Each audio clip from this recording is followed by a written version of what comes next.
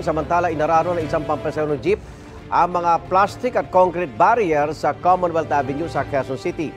Paliwanag ng driver, nawala ng preno ang jeep at iniwasan niya ang ibang sasakyan kaya siya bumangga sa mga barrier.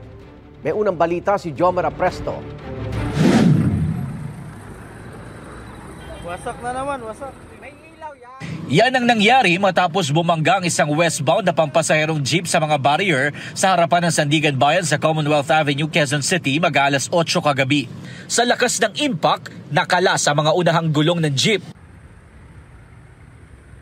Tanggalat ng gulong. Nagkadurog-durog at nawasak naman ang 5 concrete barrier at 2 plastic barrier na nasalpok ng jeep. Ayon sa QCPD Traffic Sector, 8 ang sakay ng naaksidenteng jeep. Ang driver, pahinante at 6 na pasahero. 5 sa kanila isinugod sa ospital. Ayon sa mga saksi, mabilis ang takbo ng jeep na nakipaggitgitan umano sa isa pang jeep at isang taxi. Gitgitan yung takbo na. Parehas mabilis. Nasa gitna yung jeep. Ngayon, iniwasan nyo yung isang jeep kasi puno eh. Puno yung isang jeep. Iniwasan niya rin yung taxi na nasa gilid. Kaya parang nabulaga na siya dun sa barrier. Kaya siya sumalpok. Dito sa kaliwa niya, taxi. Dito sa kanan, isang jeep. Lakas talaga ng impact talaga. Talagang kawawa yung mga jeep na dumadaan dito.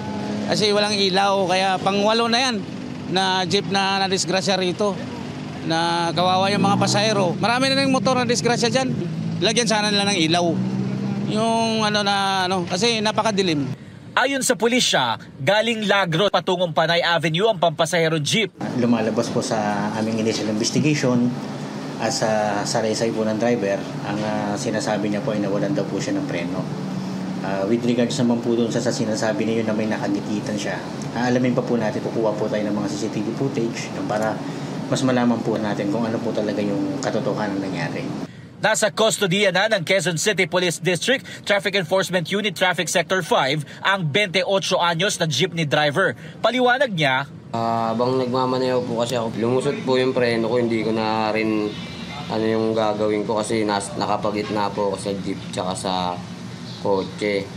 Kung kakabig naman po ako ng kaliwa, yung jeep na ko po, may laman din na pasahero, baka lalo pong lumaki yung maging damay ng pag-aksidente po. Aksidente po yung nangyari lang. Humingi po ako ng pasensya na. maharap ang driver sa reklamong reckless imprudence resulting in damage to property and multiple physical injuries. Ito ang unang balita. Jomer Apresto para sa GMA Integrated News.